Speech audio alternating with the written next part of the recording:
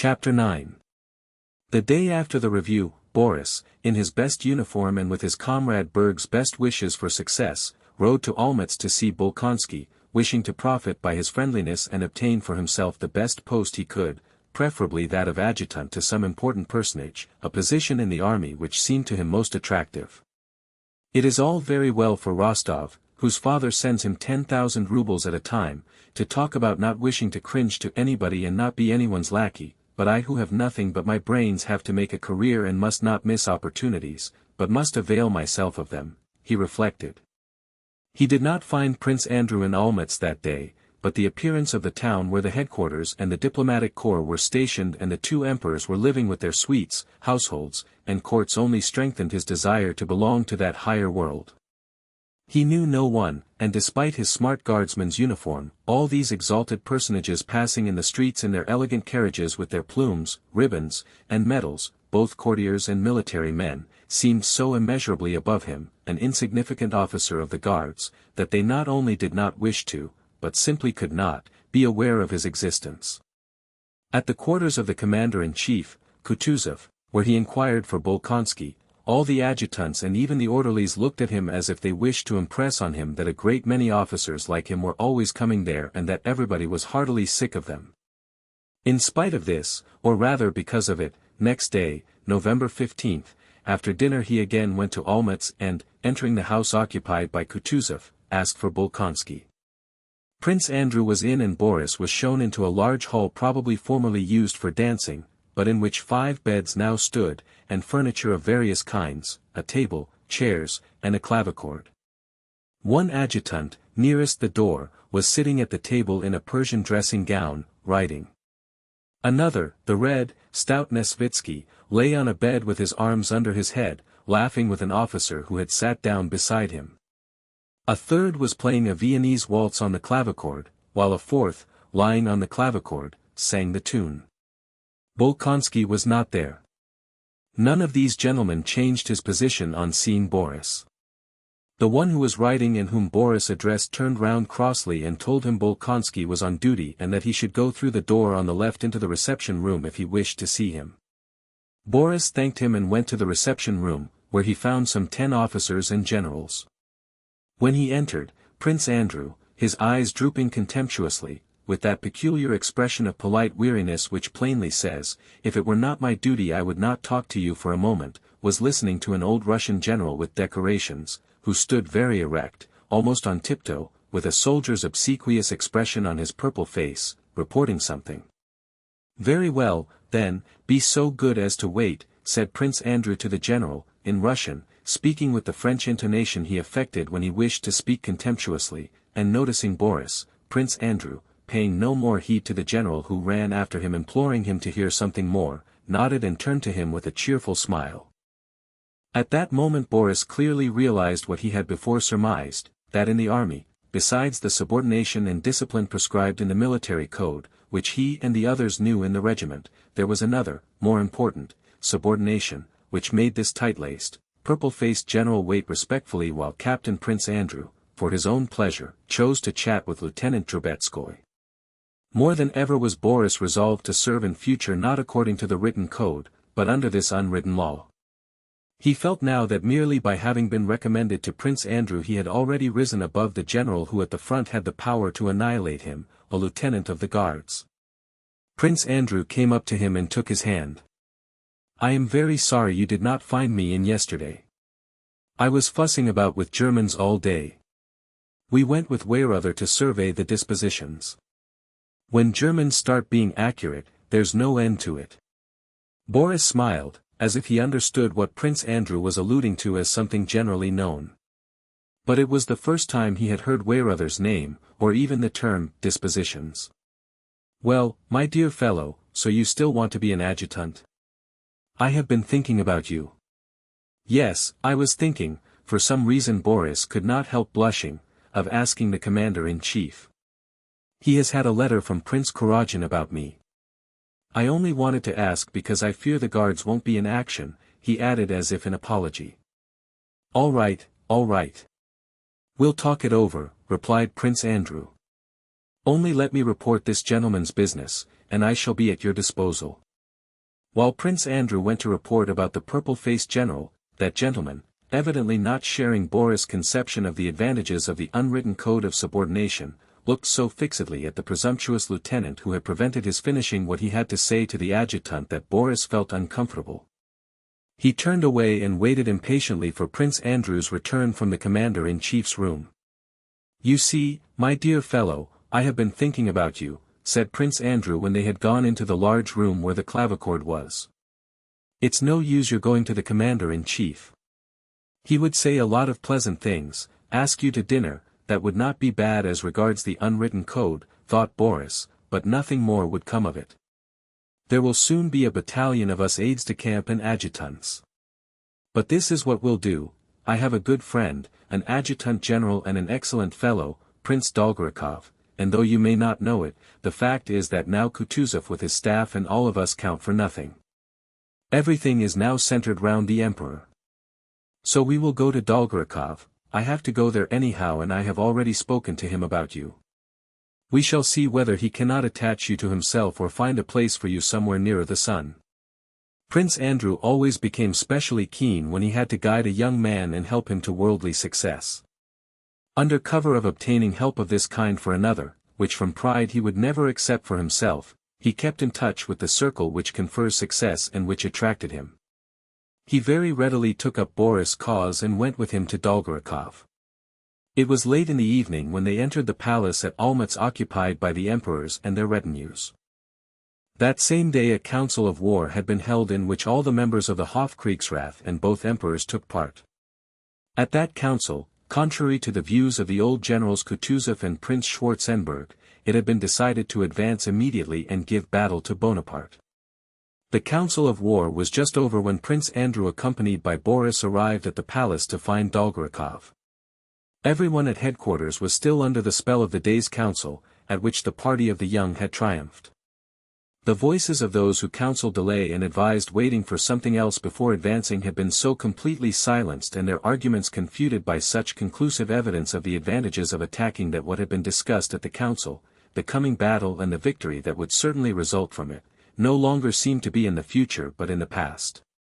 All the advantages were on our side. Our enormous forces, undoubtedly superior to Napoleon's, were concentrated in one place, the troops inspired by the emperor's presence were eager for action. The strategic position where the operations would take place was familiar in all its details to the Austrian general Weyrother. A lucky accident had ordained that the Austrian army should maneuver the previous year on the very fields where the French had now to be fought. The adjacent locality was known and shown in every detail on the maps, and Bonaparte, evidently weakened, was undertaking nothing. Dolgorukov, one of the warmest advocates of an attack, had just returned from the council, tired and exhausted but eager and proud of the victory that had been gained. Prince Andrew introduced his protégé, but Prince Dolgorukov politely and firmly pressing his hand said nothing to Boris and, evidently unable to suppress the thoughts which were uppermost in his mind at that moment, addressed Prince Andrew in French. "Ah, my dear fellow, what a battle we have gained! God grant that the one that will result from it will be as victorious. However, dear fellow," he said abruptly and eagerly, "I must confess to having been unjust to the Austrians and especially to Weyrother. What exactitude, what minuteness, what knowledge of the locality, what foresight for every eventuality, every possibility even to the smallest detail. No, my dear fellow, no conditions better than our present ones could have been devised. This combination of Austrian precision with Russian valor, what more could be wished for?" "So the attack is definitely resolved on?" asked Bolkonsky. "And do you know, my dear fellow, it seems to me that Bonaparte has decidedly lost bearings. You know that a letter was received from him today for the emperor." Dolgorukov smiled significantly. "Is that so? And what did he say?" inquired Bolkonsky. "What can he say? Tradire and so on, merely to gain time. I tell you he is in our hands, that's certain. But what was most amusing," he continued, with a sudden, good-natured laugh, "was that we could not think how to address the reply. If not as consul and of course not as emperor, it seemed to me it should be to General Bonaparte. But between not recognizing him as emperor and calling him General Bonaparte, there is a difference. remarked Bolkonsky. That's just it, interrupted Dolgorukov quickly, laughing. You know Bilibin, he's a very clever fellow. He suggested addressing him as usurper and enemy of mankind. Dolgorukov laughed merrily. Only that, said Bolkonsky. All the same, it was Bilibin who found a suitable form for the address. He is a wise and clever fellow. What was it? To the head of the French government. Au chef du gouvernement français, said Dolgorukov, with grave satisfaction. Good, wasn't it? Yes, but he will dislike it extremely, said Bolkonsky. Oh yes, very much. My brother knows him, he's dined with him, the present emperor, more than once in Paris, and tells me he never met a more cunning or subtle diplomatist, you know, a combination of French adroitness and Italian play-acting. Do you know the tale about him and Count Markov? Count Markov was the only man who knew how to handle him. You know the story of the handkerchief? It is delightful. And the talkative Dolgorukov, turning now to Boris, now to Prince Andrew, told how Bonaparte, wishing to test Markov, our ambassador, purposely dropped a handkerchief in front of him and stood looking at Markov, probably expecting Markov to pick it up for him, and how Markov immediately dropped his own beside it and picked it up without touching Bonaparte's. Delightful, said Bolkonsky. But I have come to you, Prince, as a petitioner on behalf of this young man. You see, but before Prince Andrew could finish, an aide-de-camp came in to summon Dolgorukov to the emperor. Oh, what a nuisance, said Dolgorukov, getting up hurriedly and pressing the hands of Prince Andrew and Boris. You know I should be very glad to do all in my power both for you and for this dear young man.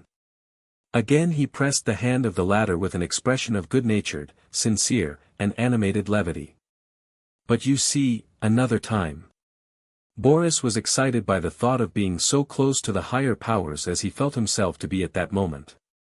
He was conscious that here he was in contact with the springs that set in motion the enormous movements of the mass of which in his regiment he felt himself a tiny, obedient, and insignificant atom.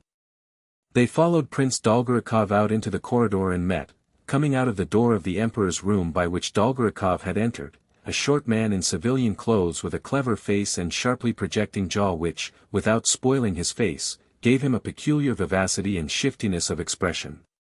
This short man nodded to Dolgorukov as to an intimate friend and stared at Prince Andrew with cool intensity, walking straight toward him and evidently expecting him to bow or to step out of his way. Prince Andrew did neither, a look of animosity appeared on his face and the other turned away and went down the side of the corridor. Who was that? Asked Boris. He is one of the most remarkable, but to me most unpleasant of men, the Minister of Foreign Affairs, Prince Adam Czartoryski. It is such men as he who decide the fate of nations, added Bolkonsky with a sigh he could not suppress, as they passed out of the palace.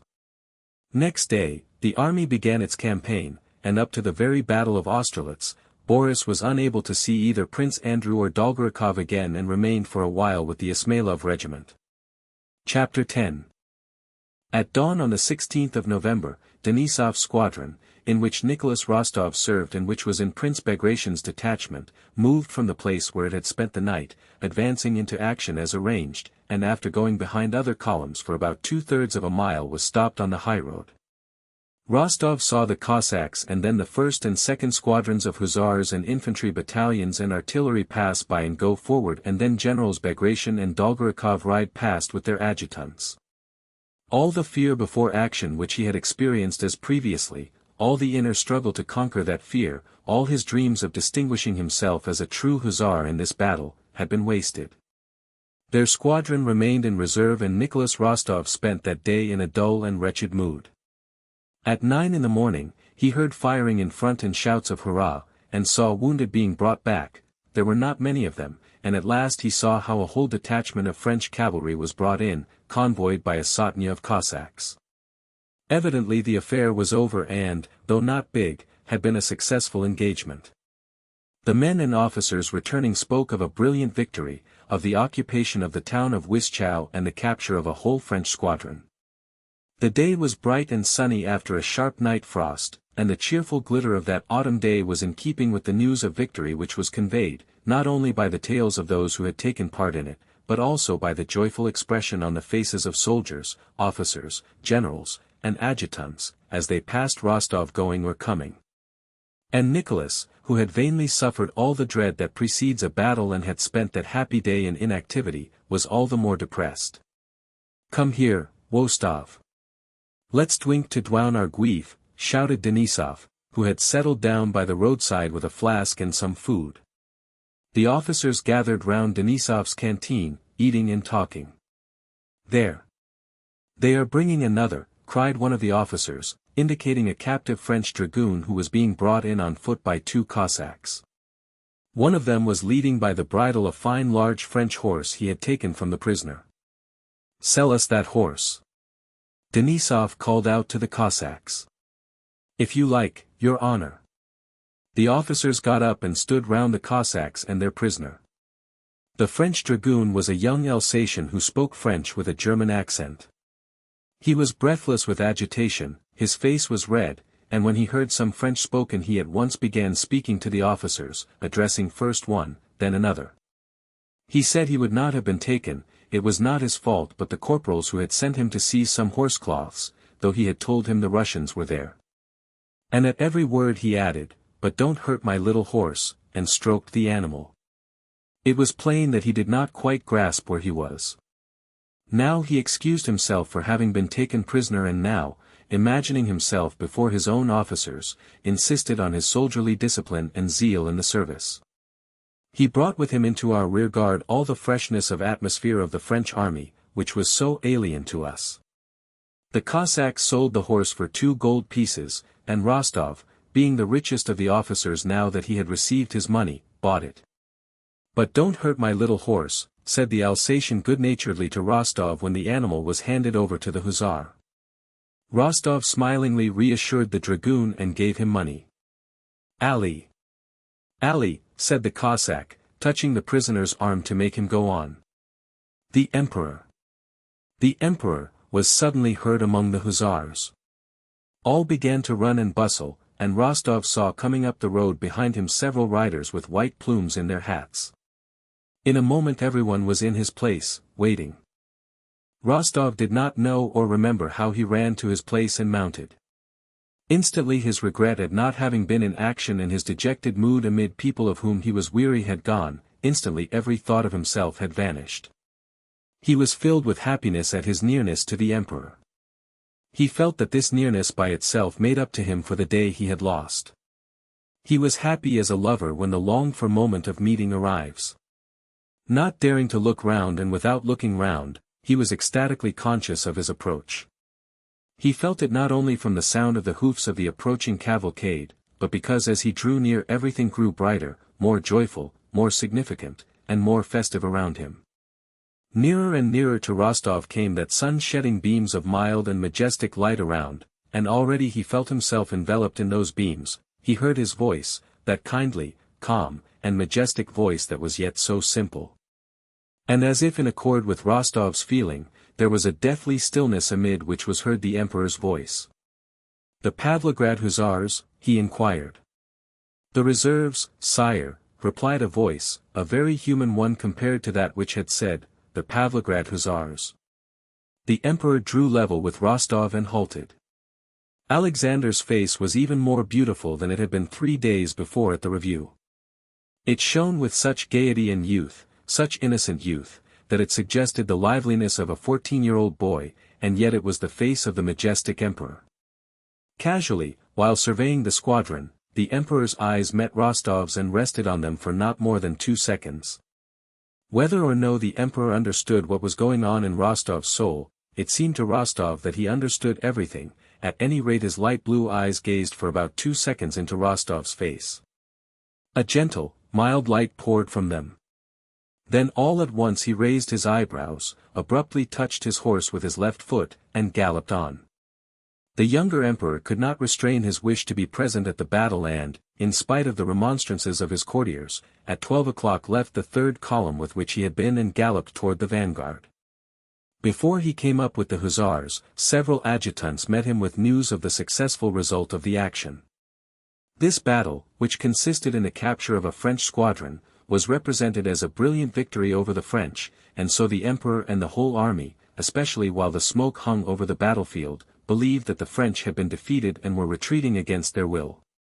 A few minutes after the emperor had passed, the Pavlograd division was ordered to advance. In Wischau itself, a petty German town, Rostov saw the emperor again. In the marketplace, where there had been some rather heavy firing before the emperor's arrival, lay several killed and wounded soldiers whom there had not been time to move. The emperor, surrounded by his suite of officers and courtiers, was riding a bobtailed chestnut mare, a different one from that which he had ridden at the review, and bending to one side he gracefully held a gold lorgnette to his eyes and looked at a soldier who lay prone, with blood on his uncovered head. The wounded soldier was so dirty, coarse, and revolting that his proximity to the emperor shocked Rostov. Rostov saw how the emperor's rather round shoulders shuddered as if a cold shiver had run down them, how his left foot began convulsively tapping the horse's side with the spur, and how the well-trained horse looked round unconcerned and did not stir. An adjutant, dismounting, lifted the soldier under the arms to place him on a stretcher that had been brought. The soldier groaned. "Gently, gently. Can't you do it more gently?" said the emperor, apparently suffering more than the dying soldier, and he rode away. Rostov saw tears filling the emperor's eyes and heard him, as he was riding away, say to Czartoryski, "What a terrible thing war is, what a terrible thing. Quelle terrible chose qu'est la guerre."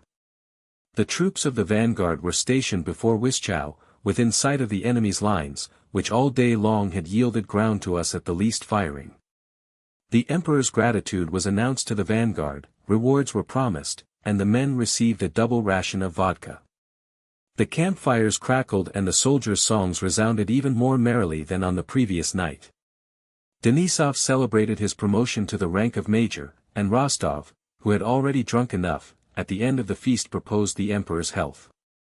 "Not our sovereign, the emperor, as they say at official dinners," said he, "but the health of our sovereign, that good, enchanting, and great man. Let us drink to his health and to the certain defeat of the French. If we fought before," he said, "not letting the French pass, as at Schön-Grabern, what shall we not do now when he is at the front? We will all die for him gladly. Is it not so, gentlemen? Perhaps I am not saying it right, I have drunk a good deal, but that is how I feel, and so do you too. To the health of Alexander I. Hurrah! Hurrah!" rang the enthusiastic voices of the officers. And the old cavalry captain, Kirsten, shouted enthusiastically and no less sincerely than the 20-year-old Rostov. When the officers had emptied and smashed their glasses, Kirsten filled others and, in shirt sleeves and breeches, went glass in hand to the soldiers' bonfires, and with his long grey mustache, his white chest showing under his open shirt, he stood in a majestic pose in the light of the campfire, waving his uplifted arm. "Lads! Here's to our sovereign, the emperor, and victory over our enemies. Hurrah!" he exclaimed in his dashing, old, hussar's baritone. The hussars crowded round and responded heartily with loud shouts. Late that night, when all had separated, Denisov with his short hand patted his favorite, Rostov, on the shoulder. "As there's no one to fall in love with on campaign, he's fallen in love with the Tsar," he said. "Denisov, don't make fun of it," cried Rostov. "It is such a lofty, beautiful feeling, such a—" I believe it, Fwiend, and I share an apwove." "No, you don't understand." And Rostov got up and went wandering among the campfires, dreaming of what happiness it would be to die, not in saving the emperor's life, he did not even dare to dream of that, but simply to die before his eyes. He really was in love with the Tsar and the glory of the Russian arms and the hope of future triumph. And he was not the only man to experience that feeling during those memorable days preceding the Battle of Austerlitz. 9/10 of the men in the Russian army were then in love, though less ecstatically, with their Tsar and the glory of the Russian arms.